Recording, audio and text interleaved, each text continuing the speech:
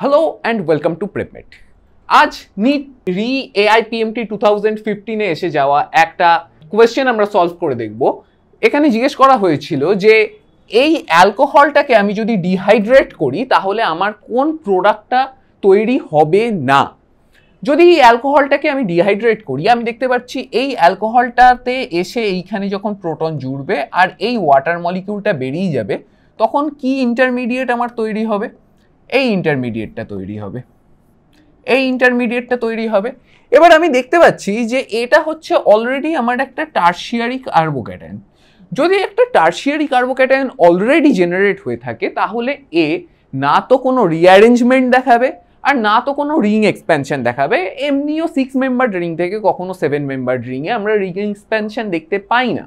But আমরা এখানে অন্যান্য ক্ষেত্রে যদি এটা প্রাইমারি বা সেকেন্ডারি কার্বোক্যাটায়ন হতো, আমরা তাহলে একটা হাইড্রাইড শিফট বা মিথাইল শিফট দেখলেও দেখতে পারতাম। বাট অলরেডি যেহেতু এ একটা 3 ডিগ্রি কার্বোক্যাটায়ন জেনারেট করে নিয়েছে, তাই এর কোনো প্রয়োজন নেই রিঅ্যারেঞ্জমেন্টের।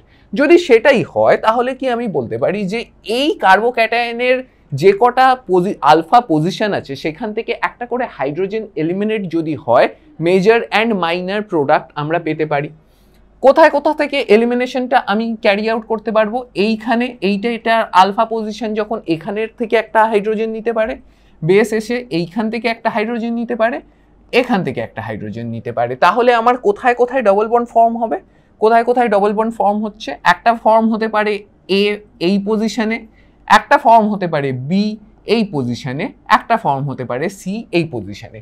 যদি আমার অপশন নাম্বার 1 চেক করি, তাহলে এইটা আমার বি পজিশনে ডবল বন্ড ফর্ম হয়েছে। যদি আমি অপশন নাম্বার 2 চেক করি, আমার অপশন সি পজিশনে এখানে ডবল বন্ড তৈরি হয়েছে। অপশন নাম্বার 3 যদি চেক করি, সেখানে আমি দেখতে পাচ্ছি এ পজিশনে ডবল বন্ড তৈরি হয়েছে। কিন্তু অপশন নাম্বার 4 যেটা আছে, সেটা কিন্তু কোনো পজিশন দেখাচ্ছে না এদের মধ্যে। তাহলে কোন অ্যালকিনটা তৈরি হবে না? আমি বলতে পারি অপশন নাম্বার 4-এ যে অ্যালকিনটা আছে এটা তৈরি হবে না। Thank you. For more PYQs, stay tuned to Prep.